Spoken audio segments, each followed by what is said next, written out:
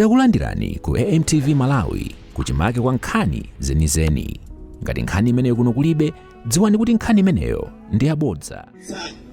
Kaundula wa mavoti chonde tiye tikalembetse za kaundula wa mavoti. Chaka cha mawa mu Septemba tonse tikudziwa dziko lino likhala likupita ku masankho, tikasankhe adindo atsopano, adindo amene atumikire dziko la Malawi. Inu abale anga ndinu mboni, mafumu athu ndinu mboni.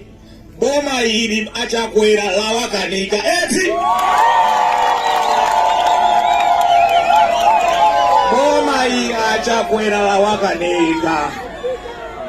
Mukayang'ana fetereza, mitengo ya fetereza yakwera kwambiri ndizona eti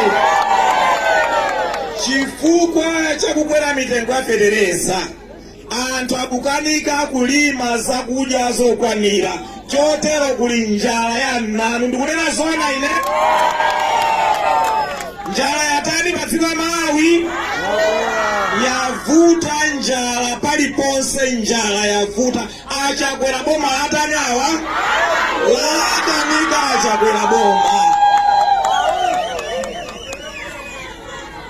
pambali pa fetereza, pambali pa chakudya, zina zonse. Osayiwala kupanga subscribe ku channel ya AMTV Malawi.